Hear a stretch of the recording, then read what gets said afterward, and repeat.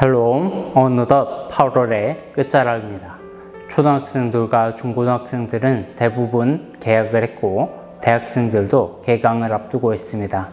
신학기를 시작하면서 우리 주님의 은혜가 모든 학생들과 각 가정에 부어지기를 축복합니다. 오늘 우리가 함께 보실 말씀은 마가복음 10장 말씀 되겠습니다. 제10장. 예수께서 거기서 떠나 유대지경과 요단강 건너편으로 가시니 무리가 다시 모여들거늘 예수께서 다시 전례대로 가르치시더니 바리새인들이 예수께 나와 그를 시험하여 묻되 사람이 아내를 버리는 것이 옳으니까? 모세가 어떻게 너희에게 명하였느냐? 모세는 이혼 증서를 써주어 버리기를 허락하였나이다. 너희 마음이 완악함으로 말미암아 이 명령을 기록하였거니와 창조 때로부터 사람을 남자와 여자로 지으셨으니 이러므로 사람이 그 부모를 떠나서 그 둘이 한 몸이 될지니라. 이러한즉 이제 둘이 아니요 한 몸이니 그러므로 하나님이 짝지어 주신 것을 사람이 나누지 못할지니라 하시더라.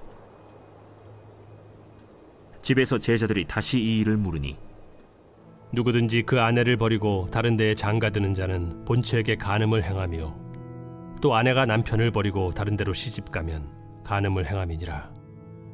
사람들이 예수께서 만져주심을 바라고 어린아이들을 데리고 오매 제자들이 꾸짖거늘 예수께서 보시고 노하시어 이르시되 어린아이들이 내게 오는 것을 용납하고 금하지 말라. 하나님의 나라가 이런 자의 것이니라.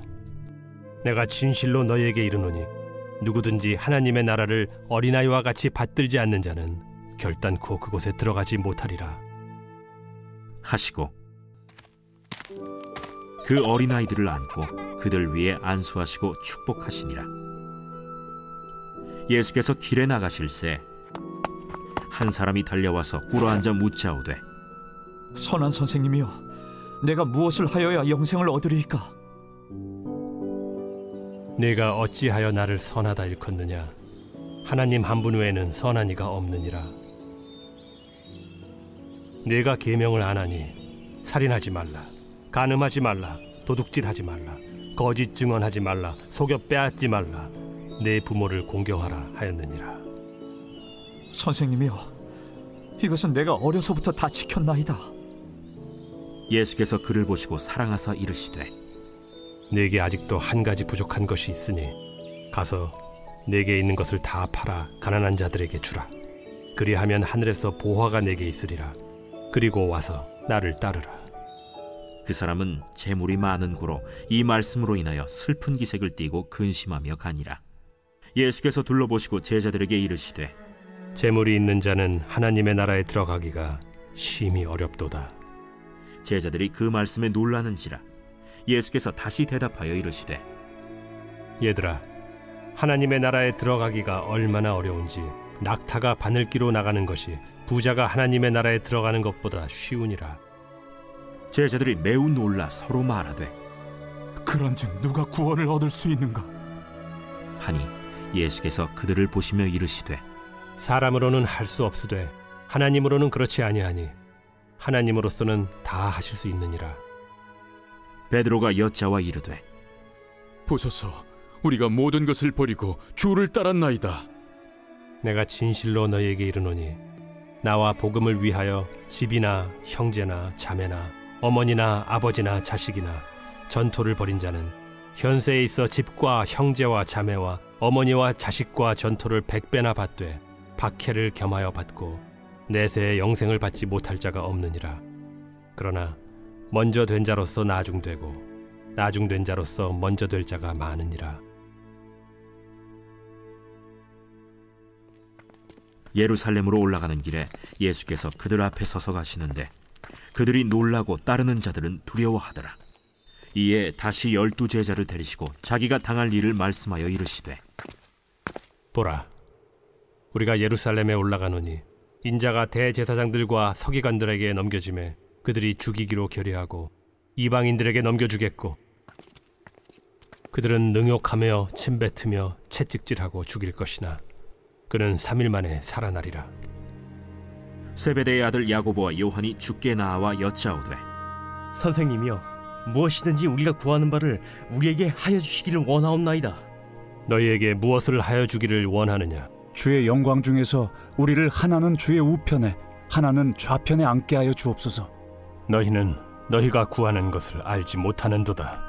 내가 마시는 잔을 너희가 마실 수 있으며 내가 받는 세례를 너희가 받을 수 있느냐? 할 수 있나이다.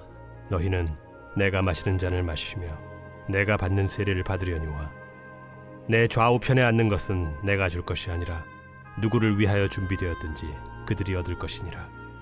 10 제자가 듣고 야고보와 요한에 대하여 화를 내거늘 예수께서 불러다가 이르시되 이방인의 집권자들이 그들을 임의로 주관하고 그 고관들이 그들에게 권세를 부리는 줄을 너희가 알거니와 너희 중에는 그렇지 않을지니 너희 중에 누구든지 크고자 하는 자는 너희를 섬기는 자가 되고 너희 중에 누구든지 으뜸이 되고자 하는 자는 모든 사람의 종이 되어야 하리라.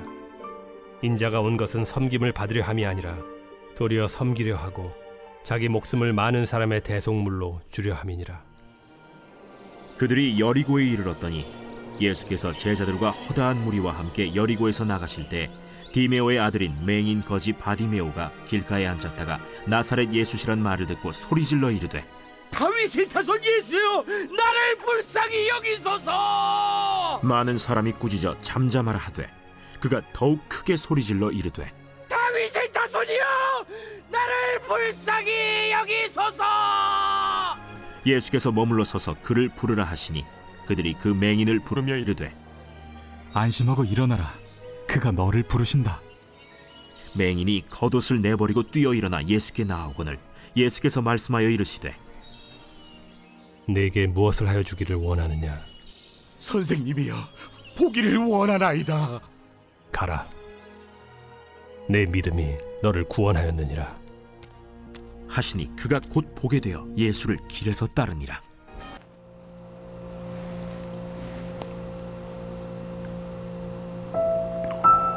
오늘 10장의 말씀은 52절이나 되는데요. 그 안에 유언에 대한 말씀, 어린이, 제물, 십자가의 고난과 부활에 대한 예고, 야고보와 요한의 요구, 마지막으로 맹인 바디메오가 고침을 받는 것까지 주제들이 나와 있습니다. 이 각각의 주제들은 서로 따로 떨어져 있는 것이 아니라 하나님 나라의 제자도라는 큰 그림으로 묶여 있습니다.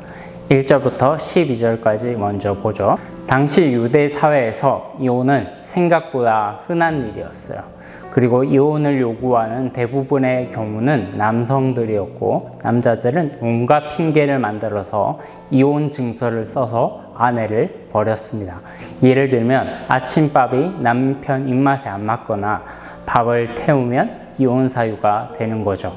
유대인들은 모세율법에 이혼 증서를 써주면 이혼이 가능하다라는 것을 근거로 이혼을 굉장히 정당화시켰습니다. 그러나 예수님은 그 법조항이 왜 생겨났는지에 대해서 말씀하셨어요. 너희 마음의 완악함 때문이다 라는 거죠. 이런 이혼 조항이 없었다면 이혼이 정말로 밥 먹듯이 일어났을 거기 때문에 이런 법적 절차를 취해서라도 이혼율을 떨어뜨리려고 한 것이죠. 그리고 예수님은 그것에서 그치지 않고 더 근원적인 말씀을 하셨습니다. 6절부터 9절 말씀을 함께 볼까요? 창조 때로부터 사람을 남자와 여자로 지으셨나니 그러므로 사람이 그 부모를 떠나서 둘이 한 몸이 될지니라. 그러한즉 이제 둘이 아니요 한 몸이니 그러므로 하나님이 짝지어 주신 것을 사람이 나누지 못할지니라 하시니라. 예수님은 모세율법보다 하나님께서 이 세상을 창조하셨을 때 제정하신 창조 질서의 원리가 훨씬 더 우위에 있다고 말씀하셨습니다. 하나님께서는 한 번도 이 세상을 창조하신 일에 이혼이 성경적이다라고 말씀하신 적이 없어요. 하나님께서 이혼이 유일하게 가능하다라고 말씀하신 경우는 배우자의 한쪽이 바람을 폈을 경우, 간음했을 경우입니다.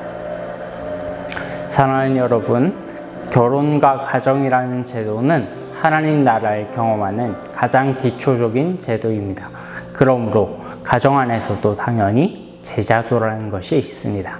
첫째로 예수님을 주인으로 모신 남편으로서 또 아내로서 서로에게 정절의 의무를 다하는 것이죠. 둘째로 서로가 서로에게 의지할 피난처가 되어 주어서 고난과 역경 속에서도 하나님을 바라보고 영적으로 성숙해 갈 수 있도록 힘이 되어 주는 거예요.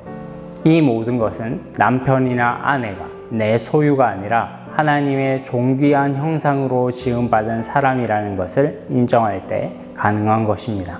바로 이어서 13절부터 16절까지에 나오는 어린아이들을 대하는 태도에 대한 내용도 동일한 원리가 적용되고 있어요. 당시 어린아이들의 지위는 여성보다 훨씬 낮았어요. 그들은 인구의 수에 포함되지도 않았고 소모품처럼 취급되었습니다. 심지어 부모는 어린아이들에 대한 생사여탈권을 가지고 있었어요. 체벌을 가하다가 이 아이가 목숨을 잃어도 그 부모에게 그 누구도 법적인 책임을 묻지 않았습니다. 예수님은 이런 당시 사람들의 어린아이들을 대하는 태도의 모습에서 오늘 14절 말씀을 보면 노하셨다라고 말씀하고 있어요. 성경에서 예수님이 분노하셨다라는 기록은 그렇게 많지 않습니다. 성전에서 물건을 사고 파는 상인들을 대하셨을 때 분노하셨고, 베드로가 예수님을 붙들고 항변하는 대목에서 분노하셨어요. 그 외에는 이 부분이 거의 유일합니다. 그만큼 어린아이들을 당시 물건을 대하듯이 하는 당시 사람들의 태도는 예수님의 생각과 달라도 너무 달랐던 거죠. 어린아이들에 대한 예수님의 관점과 태도는 어떠했습니까? 14절부터 15절까지 함께 볼까요? 예수께서 보시고 노하시어 이르시되 어린아이들이 내게 오는 것을 용납하고 금하지 말라. 하나님의 나라가 이런 자들의 것이니라. 내가 진실로 너에게 이르노니 누구든지 하나님의 나라를 어린아이와 같이 받들지 않는 자는 결단코 그 나라에 들어가지 못하리라 하시고, 제임스 에드워즈라는 학자는 이 구절을 이렇게 주석했습니다. 하나님 나라를 어린아이처럼 받는다는 것은 어떤 명성도, 어떤 영향력도, 어떤 권리도 없는 자로서 하나님 나라를 받는 것이다. 어린아이는 내놓을 것이 전혀 없으며 무엇을 받든지 자기 안에서 어떤 장점도 없는 순전한 공궁에 의지하여 은혜로 받는다. 사랑하는 여러분, 가정에서 남편과 아내를 대할 때 서로를 위해 모든 것을 희생하는 그리스도의 제자로서 섬기시기를 바랍니다. 또한 부모에게 모든 것을 전적으로 의지하는 어린아이처럼 우리의 능력이나 자랑이 아니라 하나님께 전적으로 의존하는 제자의 삶을 살아가시기를 축복합니다. 이렇게 그리스도의 제자, 하나님 나라의 제자로서 세상을 살아갈 때 저와 여러분에게 가장 방해가 되는 장애물이 무엇이 있을까요? 네, 그렇습니다. 바로 재물이죠. 모든 것을 가진 청년이 있었어요. 마태복음에서는 이 사람을 청년이라고 기록하고 있고 누가복음에서는 관리라고 기록하고 있습니다. 종합하면 이 사람은 나이가 젊고 부자이며 또한 사회적으로도 꽤 성공한 사람이라는 것을 알 수 있어요. 심지어 어렸을 때부터 모세율법을 달달 외웠고 삶 속에서 그것을 실천하고 살았습니다. 인품도 흠잡을 데가 없었죠. 그런데 딱 한 가지에서 자유하지를 못했어요. 바로 돈이었습니다. 결국 그는 돈 때문에 예수님을 따르는 것을 포기해버리고 맙니다. 제가 개인적으로 성경에서 가장 안타깝다고 여겨지는 구절이 22절 말씀인데요. 함께 읽어보죠. 그 사람은 재물이 많은 고로 이 말씀으로 인하여 슬픈 기색을 띠고 근심하며 가니라. 하나님 나라의 제자로서 살아가는데 방해가 되는 장애물은 또 있습니다. 그것은 바로 비교의식이에요. 내가 너보다 더 낫다라고 하는 마음이죠. 35절부터 45절에서 야고보와 요한이 예수님의 좌우편에 앉아서 영광을 구하기를 원했고 나머지 10명의 제자들은 그것을 보고 분을 품었습니다. 그런 걸 요구하는 제자들이나 또 그런 걸 보고 화를 내는 10명의 제자들이나 속된 말로 다 그나물의 그 밥이죠. 예수님을 3년이나 따라다녔으면서도 섬김의 제자도는 온데간데 없고 세상과 자신을 비교하면서 세상 사람들이 구하는 영광을 구하고 있는 것입니다. 이에 반해 그 다음에 나오는 맹인 바디메오는 어떻습니까?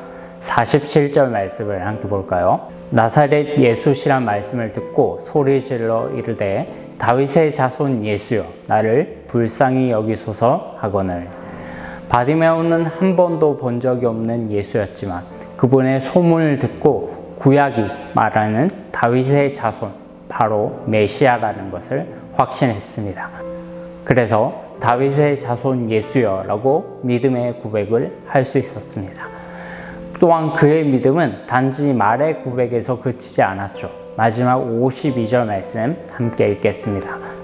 예수께서 이르시되 가라 네 믿음이 너를 구원하였느니라 하시니 그가 곧 보게 되어 예수를 길에서 따르니라. 사랑하는 여러분 어떻습니까?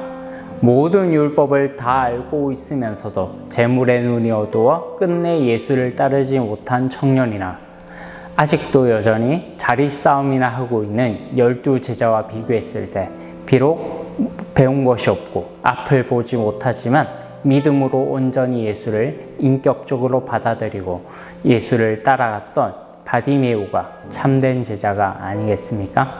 사랑하는 여러분, 오늘도 참된 예배자여 섬김을 받으려 함이 아니라 섬기러 오신 예수님을 닮아 우리의 삶 속에서 제자도를 실천하며 살아가는 복된 삶을 사시기를 주님의 이름으로 축복합니다.